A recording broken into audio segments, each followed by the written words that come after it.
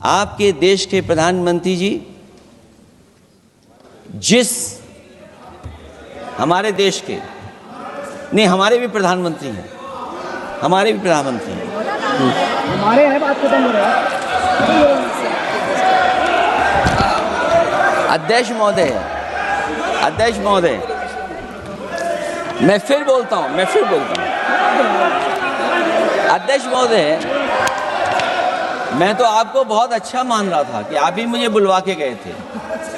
मैं फिर बोलता हूं, देखिए प्रधानमंत्री जी की लाइनें हैं ये वाली, मैं दुनिया को मनाने में लगा हूं, मेरा घर मुझसे रूठा जा रहा है।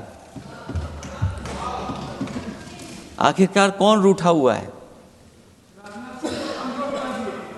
इस देश में जो हमने देखा इतने दिनों में, प्रधानमंत्री जी डिफेंस मिनिस्टर का भी रोल प्ले कर रहे थे।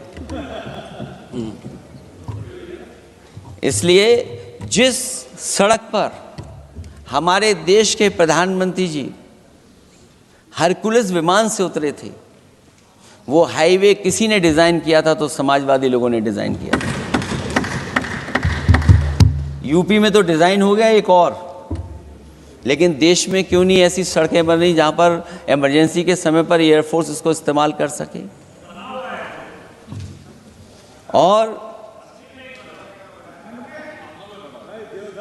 और बनाइए, मैं तो कहूंगा कि और बनाइए,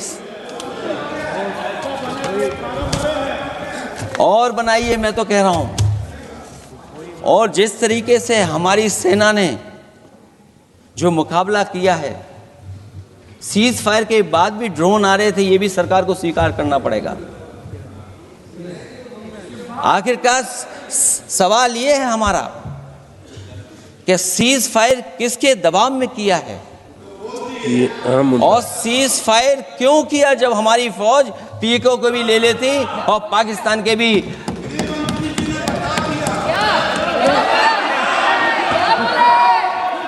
अध्यक्ष महोदय, सीज फायर आपके मंत्री जी ने नहीं किया, सीज फायर आपके मंत्री जी की तरफ से नहीं आया, क्योंकि हमारे मंत्री जी वो सोशल मीडिया को देखते नहीं हैं। सबसे पहले सोशल मीडिया पे बात आई थी, आपको 1 घंटे बाद किसी ने पढ़ के बताया होगा।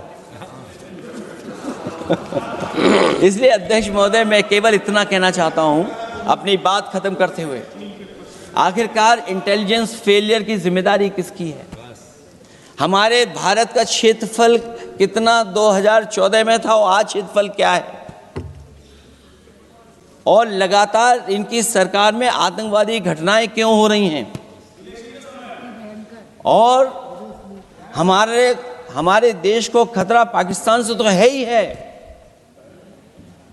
लेकिन उससे ज्यादा खतरा हमारा चीन से है। आखिरकार चीन से मुकाबले के लिए आपकी तैयारी क्या है? मुझे उम्मीद है कि जब सिंदूर ऑपरेशन पर सरकार की तरफ से जवाब आए तो इन सवालों का जवाब आए। बहुत बहुत धन्यवाद आपका। अगर हम ऑपरेशन सिंदूर की बात करें तो ये सिर्फ टेरर लॉन्च पैड्स को ध्वस्त नहीं किया, ये पूरी की पूरी तरीके से पाकिस्तान के हौसले को ध्वस्त कर दिया है। लेकिन एक आश्चर्य की बात है मैम, और आश्चर्य की बात यह है कि हमारे दुश्मन देश में एक युवा नेता है और एक युवा नेता हमारे विपक्ष में है। दुश्मन देश का सदन अलग है, हमारे देश का सदन अलग है, वहां के नेता अलग है, यहाँ के नेता अलग है, पर इनका सवाल एक ही है। विपक्ष का सवाल और दुश्मन देश के नेता का सवाल एक कैसे हो सकता है? मैं विपक्ष के साथियों को चुनौती देती हूँ कि अपनी राजनीति से ऊपर उठ करके कभी राष्ट्रहित की सोचनी चाहिए। अगर सरहद पर सेना लड़ रही होती है तो उनसे सवाल नहीं पूछे जाते, उनको सलामी दी जाती है। अगर विपक्ष की बात सुबह से सुने जा रहे हैं और उनकी बात को ध्यान से सुने तो वो बार बार कह रहे हैं कि सरकार ने सरेंडर कर दिया, सरकार ने सरेंडर कर दिया। सरेंडर से इनका विशेष लगाव इसीलिए भी है क्योंकि इतिहास गवाह है इन्होंने कितने बार विश्व के सामने भारत का सर झुका दिया है। 1962 में 14,500 वर्ग मील जमीन पर कब्जा कर लिया था। अमेरिका के तब के राष्ट्रपति ने कहा था कि भारत हमसे भीख मांगते हुए आया था। 1971 में वेस्टर्न मीडिया ने प्रधानमंत्री के बारे में जो भी कहा हो, उन्होंने हमारे देश के बारे में, भारत के बारे में कहा कि भारत एक धोखेबाज देश है और भारत नागरिक धोखेबाज लोग हैं। ये था भारत का इमेज आपके शासनकाल में। 1985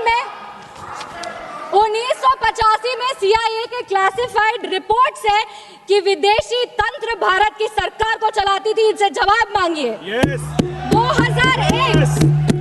2001 विश्व के सबसे बड़े लोकतंत्र के सबसे बड़े मंदिर पर हमला हुआ और ये लोग चुप बैठे रह गए। 2008 मुंबई अटैक, पूरी तरीके से देश को झंझोड़ दिया गया, पर इन्होंने कभी नहीं जवाब दिया। अगर आज आतंकवादियों को जवाब दिया है तो वो हमारे यशस्वी प्रधानमंत्री श्री नरेंद्र मोदी जी की सरकार ने दिया है। पर इनके राष्ट्रीय अध्यक्ष, कांग्रेस पार्टी के राष्ट्रीय अध्यक्ष कहते हैं कि ऑपरेशन सिंदूर एक छोटा मोटा ऑपरेशन था। ये इनकी विचारधारा का समस्या है। इनको लगता है कि ऑपरेशन सिंदूर एक छोटा मोटा ऑपरेशन था, पर ये इनकी गलती नहीं है। इनकी विचारधारा ये कहती है कि अगर हिंदू धन को आगे लेके जाओ, हिंदू धन के पक्ष में बोलो तो वो सैफरन टेरराइजेशन है। पर इनकी राजनीति के लिए ये कहते हैं आतंकवादियों का कोई धर्म नहीं होता। ये दोहरा चरित्र क्यों है इनका? आतंकवादियों ने हमारे नागरिकों को धन पूछकर मार दिया। हम उनको कहना चाहते हैं कि जिस सनातन को मुगल की तलवार नहीं खत्म कर पाई, जिस सनातन को अंग्रेज की तोप नहीं खत्म कर पाई, उस सनातन को इनकी छोटी मोटी राजनीति क्या खत्म करेगी? आतंकवादियों ने जब हमारे भाई लोग को मारा तो उनको मारने के पहले बोला कलमा पढ़ के सुनाओ। उन नागरिक की बहन होने के नाते, इस देश की बेटी होने के नाते हम उनको महाभारत सुनाना चाहते हैं। महाभारत सत्य और धर्म की लड़ाई जरूर है, लेकिन महाभारत द्रौपदी के प्रतिशोध का भी प्रतीक है। द्रौपदी का बदला महाभारत है और हमारी संस्कृति में है। अगर नारी सम्मान में त्रुटि होगी तो फिर से महाभारत रचा जाएगा। और महाभारत में लिखा है धर्मो रक्षति रक्षता। जो धर्म की रक्षा करते हैं, धर्म भी उन्हीं की रक्षा करता है। विशेष रूप से हम धन्यवाद देंगे हमारे यशस्वी प्रधानमंत्री श्री नरेंद्र मोदी जी का, जिन्होंने ऑपरेशन सिंदूर का नाम ऑपरेशन सिंदूर रखकर पूरी दुनिया को बता दिया है कि एक चुटकी सिंदूर की कीमत क्या होती है। और जिसने हमारी महिलाओं के, इस देश की बेटियों के, हमारी बहनों के सिंदूर को उजागर किया, उसको हमारी सरकार ने, हमारी सेना ने मिट्टी में मिला दिया है।